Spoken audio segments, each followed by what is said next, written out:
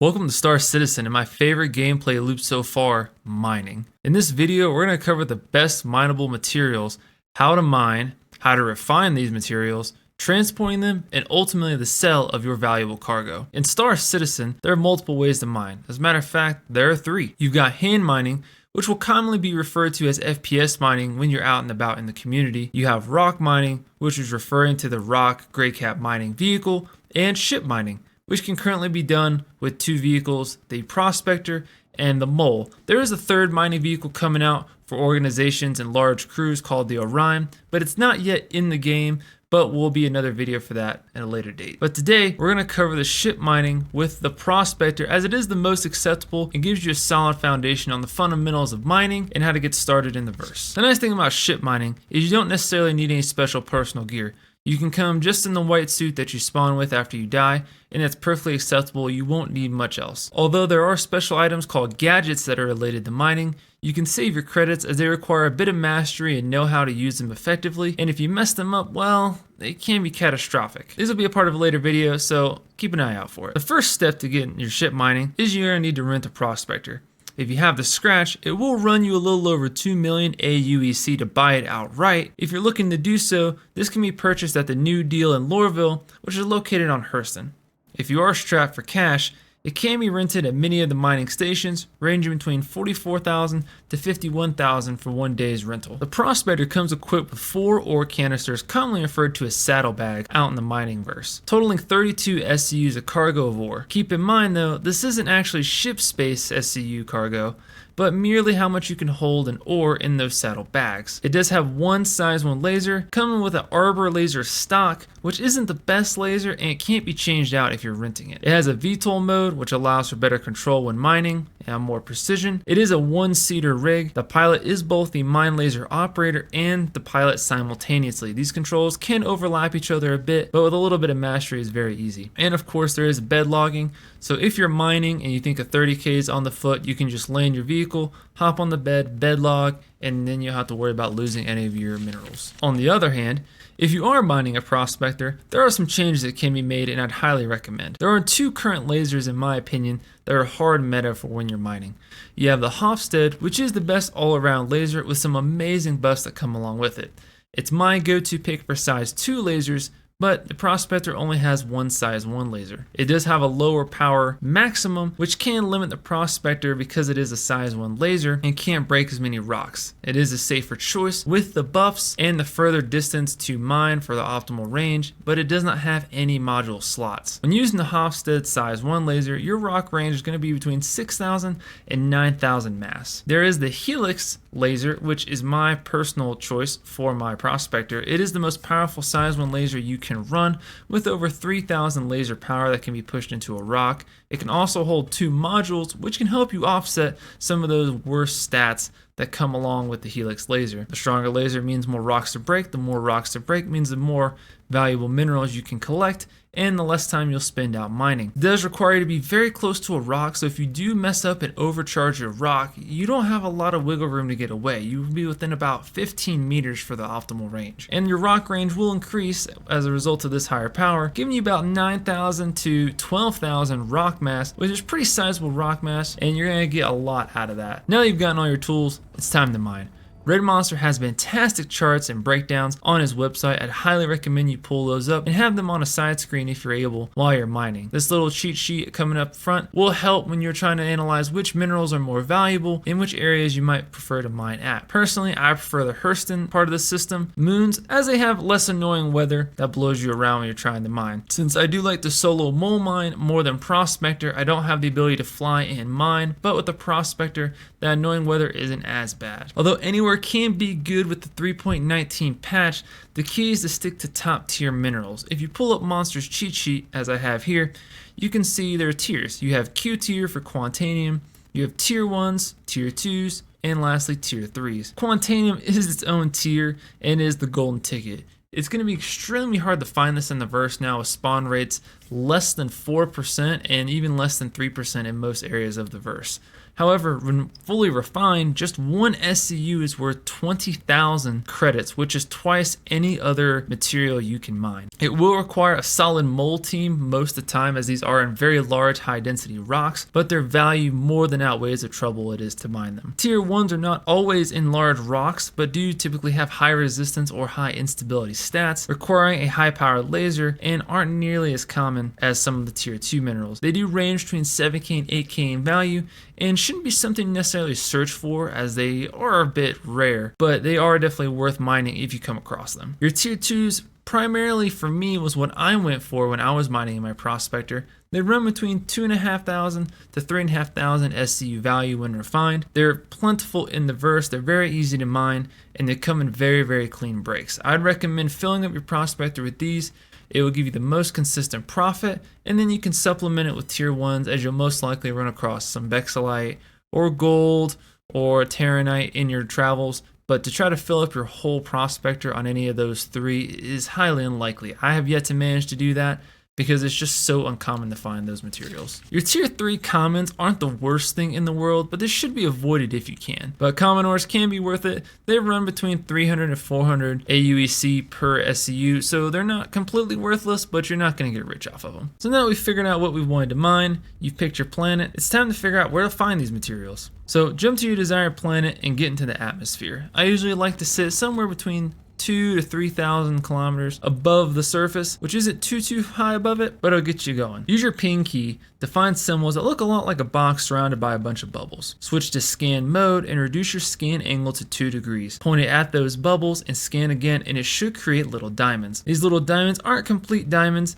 The tighter they are clustered together, this is for gems and are for rock mining and FPS mining. You're not going to be able to mine these in the Prospector no matter how low power of laser you have. If you see them more spaced out, or you see just one diamond, those are mineable rocks for a mining ship. The rock in your FPS doesn't have enough power for that, and depending on what the mass of these rocks, you may not have the power to break it either. Move towards these clusters or a single rock. I prefer the clusters, as you're going to get more bang for your buck, and there's going to be more stuff that you're more likely to mine. It is very frustrating to fly all the way a couple thousand kilometers to a rock just to find out you can't mine it, and then you have to continue searching. When you're within a few hundred meters, enter mining mode and aim the crosshair at your rock. This scan will display all relevant details, including its composition, its mass, resistance level, and instability. Different rock types have different chances. You can check Red Monster's sheets to see which ones have a more likely chance up front of having the minerals you're interested in. Don't get too wrapped up in this. I don't look for specific mineral types. I usually just scan the whole thing and see what the composition is. If it has any decent composition of minerals you're looking for, it's worth a break. You never know when you're going to break something, and one of those little pieces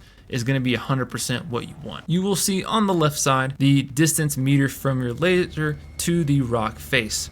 This does change depending on where you're aiming at the rock and where you position your ship relevant to the laser. The laser does not move on the Prospector, so you will have to move your ship to adjust these distances. The optimal distance that you see labeled may not necessarily always be the optimal distance for you. The closer and further you are away to a rock affects how much power you can input into that rock. On the right side charge window, you'll see what I call the heat zone in white, the optimal zone in green, and the overcharge zone in red. The heat zone is the heat you're going to need to get up to the optimal zone and maintain. Note that rocks outlined in yellow when you're scanning them must be fractured, and rocks outlined in purple can be extracted as you look at them. When you want to fracture your rock, you're going to have to charge the optimal level to full from right to left. So it may be deceiving. As you put power into it, you will see it fill up from bottom to top, but the green must be optimally charged from right to left to fracture the rock. If any overcharge in the red area is present when it is optimally charged, it will cause the rock to shatter and split off like a frag grenade. Even the slightest bit of red charge will cause this to happen if it is fully optimally charged. If it fully overcharges, the rock will simply explode, and depending on how close you are, your ship might go with it. Sometimes you will see what looks like a very thin bar in the overcharge zone, even though you haven't touched it. If you don't hear loud beeping noises and it say warning overcharged, then you know you're good. It's just kind of a glitch in the visual cues. Once fractured, make sure you scan all your purple pieces you see on the ground to see which are the most desirable. Personally, I like a 50% or better share being tier 2s, or better, with exceptions for tier 1s and Quantanium, depending on how I'm mining, and it depends on your personal preferences as well. Next is going to come refining. Once you've extracted your fill in your prospector, it's time to make your way to a refinery. Refineries all have their own sets of buffs and debuffs for refining, but I find these to be negligible. But if you want to make a little more yield for your refining efforts and don't mind traveling for it, it can be worth it. When you arrive, you'll be greeted with two sets of terminals, ore selling and ore refining. The ore selling allows you to sell all of your ore that you've collected immediately. This does save you time, but keep in mind that all ores are worth roughly half as much raw as they are refined. But this does save you a trip to the admin terminals in the business district of any major city to sell your materials, but you are taking a hit on those profits. The refinement terminal shows all of your completed and currently working orders. When you pull up the terminal, select your ship on the bottom left and set up your order. Your ore will appear, and you'll need to select which ores you want to refine.